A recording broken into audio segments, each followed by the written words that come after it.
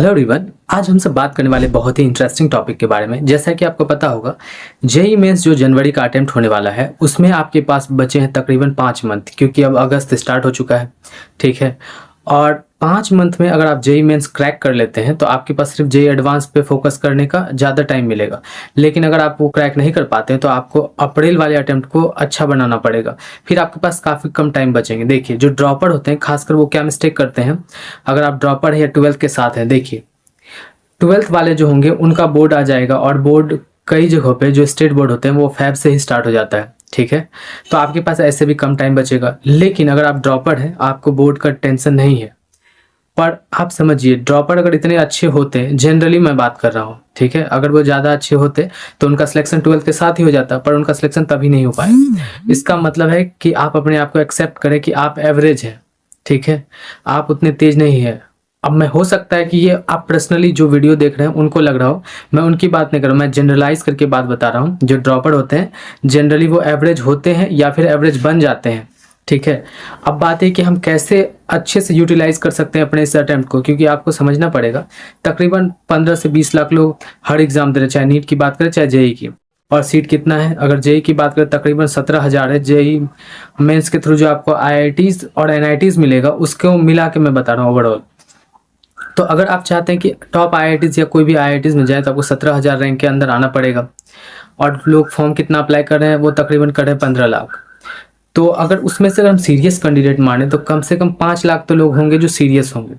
तो आपको करना क्या चाहिए, देखिए मैं एज ए टीचर आपको ये बता रहा हूँ, अगर आप तैयारी करें तो आपको सबसे पहले अपने सिलेक्शन को इंश्योर करना पड़ेगा। आपको क्या करना पड़ेगा, जिन चैप्टर्स का वेटेज ज़्यादा है, ठीक है, और आप ड्रॉपर हैं तो ज़्यादा हीरोगिरी में आप रहेंगे तो आप बर्बाद हो जाएंगे, क्योंकि हर साल कई सारे लोग रह जाते हैं। मेरे भी कई सारे स्टूडेंट रह जाते हैं जबकि वो बहुत अच्छे होते हैं, क्योंकि वो अपना दिमाग लगाने लगते हैं और टीचर्स की बात सुनना छोड़ देते हैं।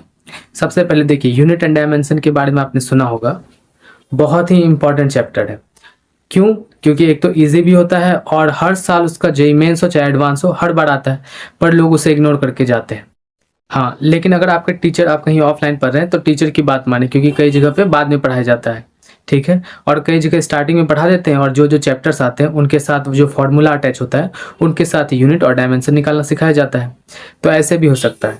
लेकिन अगर आप सेल्फ स्टडी कर रहे हैं या फिर ऑनलाइन कोर्स कहीं पे ले रहे हैं तो आपको करना क्या चाहिए, सबसे पहले तो यूनिट एंड डायमेंशन, अगर मैं फिजिक्स की बात करूँ तो, ठीक है। उसके बाद आपका आता है मोशन इन 1D, क्योंकि वो इम्पॉर्टेंट तो है ही, क्योंकि उससे क्वेश्चन आते हैं, लेकिन उसका जो एप्लीकेशन है वो आगे के चैप्टर्स में मदद करेगा आपको। ठीक है, फिर Newton's laws of motion, friction बहुत इंपॉर्टेंट है अगर आप एडवांस के पॉइंट ऑफ व्यू से देखें तो। फिर वर्क पावर एनर्जी, फिर सेंटर ऑफ मास, उसके बाद रोटेशन। रोटेशन में कई लोग क्या करते हैं, इतना ज़्यादा डर जाते हैं, रोटेशन को स्किप करके चले जाते हैं। रोटेशन को अगर हम बांटे तो असल में वो 3 टॉपिक्स में बढ़ जाता है। पहला है मोमेंट ऑफ इनर्शिया, उसके बाद आता है टॉर्क, और तीसरा आता है एंगुलर मोमेंटम। ठीक है, तो उसके बाद उन सभी को मिक्स करके क्वेश्चन बनते हैं जो काफ़ी टफ भी बन जाते हैं। पर अगर आप मोमेंट ऑफ इनर्शिया या फिर टॉर्क निकालने के कंसेप्ट को सीख जाते हैं तो आपके बहुत ज़्यादा चांसेस है कि 2 से 3 क्वेश्चन आप बना पाएंगे।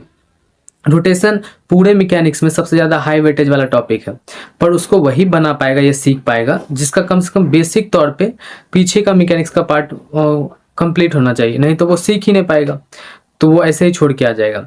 अब देखिए, मैकेनिक्स का तो मैंने आपको बता दिया। फिर अगर 12th की बात करें तो 12th में आपको पता होगा कि मॉडर्न फिजिक्स बहुत इंपॉर्टेंट है, बहुत हाई वेटेज वाला होता है और छोटा टॉपिक भी है।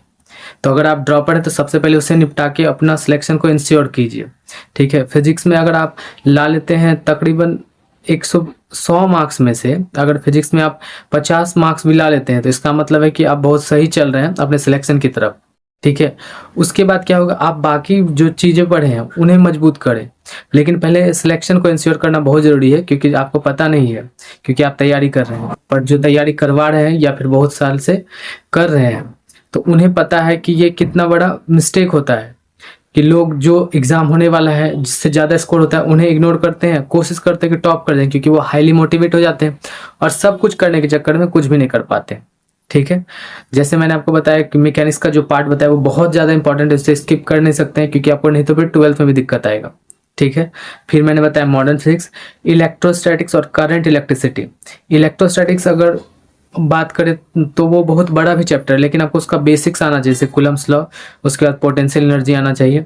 अगर आप इतना भी सीख लेते हैं तो फिर पोटेंशियल वाला पार्ट अगर सीख लेते हैं तो आप उसके बाद जो है आप करंट इलेक्ट्रिसिटी कर सकते हैं, ठीक है। अल्टरनेटिंग करंट अगर आपने पहले पढ़ा है तो वो आपके लिए बहुत छोटा होगा, 1 से 2 दिन में खत्म हो जाता है। अगर क्लासरूम की बात करें तो आप पहले पढ़ चुके हैं तो सिर्फ रिवीजन करना होता है, पर वो सिंपल नहीं होता है, उसके लिए आपको प्रैक्टिस करना होना चाहिए, ठीक है। आपको आता है पर आप बना ही नहीं पाएंगे, क्योंकि सिर्फ थ्योरी पढ़ के फिजिक्स के क्वेश्चन बिल्कुल नहीं बन सकते। आपको हैबिचुअल होना होगा कि क्वेश्चन को पढ़ के हम समझ पाए और उस पे क्या अप्लाई करना है और कैसे अप्लाई करना है, फिर सॉल्व करके आंसर ला पाए। इन तीन चैप्टर जो मैंने आपको बताया, ठीक है, मॉडर्न फिजिक्स, उसके बाद इलेक्ट्रोस्टैटिक्स और करंट वाला, उसके बाद मॉडर्न ये मैकेनिक्स में जो मैंने आपको बताया, ओवरऑल वो हो ही जाता है पूरा मैकेनिक्स ही। अगर आप इतना करेंगे तो कम से कम आपका 50 मार्क्स तक तो आप पहुंच जाएंगे इजीली। उसके बाद और भी चैप्टर, जैसे कि ऑप्टिक्स की बात करें तो ऑप्टिक्स भी इंपॉर्टेंट है, लेकिन ऑप्टिक्स थोड़ा सा लंबा पड़ जाता है। अगर आप पहले ये कर लेते हैं तो करना तो सब कुछ है, लेकिन सबसे पहले क्या करना चाहिए मैं आपको वो सलाह दे रहा हूँ बस, ठीक है। और अपने आप को पॉजिटिव रखें, साथ ही साथ सबसे इंपॉर्टेंट बात, थ्योरी पढ़ने के बाद क्वेश्चन बनाएं, ठीक है। अगर आप थ्योरी पढ़े जा रहे हैं, क्वेश्चन नहीं बना रहे हैं तो यूजलेस हो जाएगा सब कुछ। उसके बाद मॉक टेस्ट भी आपको देना पड़ेगा, और आपको कैलकुलेशन और जो आप मॉक टेस्ट देंगे उसका एनालिसिस करना बहुत ज़रूरी है, क्योंकि कैलकुलेशन एरर इतना ज़्यादा होता है जेईई के सवाल में, क्योंकि आपको लगेगा बेसिक्स, पर जैसे आप क्वेश्चन करेंगे आपका ऑप्शन हमेशा कुछ और ही निकलेगा, जबकि आप प्रोसेस हमेशा सही लगा रहे होंगे, लेकिन सॉल्यूशन करने के बाद जो आप सॉल्यूशन निकाल रहे हैं, मतलब आंसर निकाल रहे हैं, वो आपका सही नहीं होगा। क्योंकि कैलकुलेशन जेईई में जिस टाइप का आता है उसका प्रैक्टिस आपको तभी हो पाएगा जब आप पीवाईक्यू को सॉल्व करेंगे, ठीक है।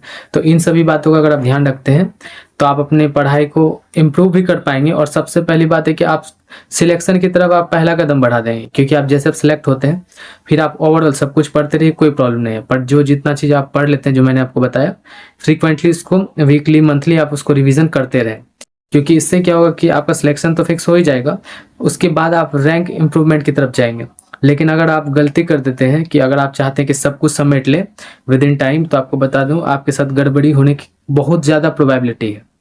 अब आपके ऊपर, आप मेरी बात माने या ना माने, जो आपको ठीक लगे आप वैसा कर सकते हैं। मेरा काम था आपको बताना, ठीक है। अगर आप कुछ पूछना चाहते हैं कमेंट कर सकते हैं, ठीक है। और इसी वीडियो के डिस्क्रिप्शन में मेरा इंस्टाग्राम का लिंक भी मिल जाएगा, अगर आपको वहाँ पे भी कुछ पूछना हो तो आप वहाँ पे भी आप डीएम कर सकते हैं। तो मिलते हैं नेक्स्ट वीडियो में। अगर कोई भी इंपॉर्टेंट बात होगा तो आप कमेंट कीजिए, मैं उसके रिगार्डिंग वीडियो बना दूंगा आपके लिए।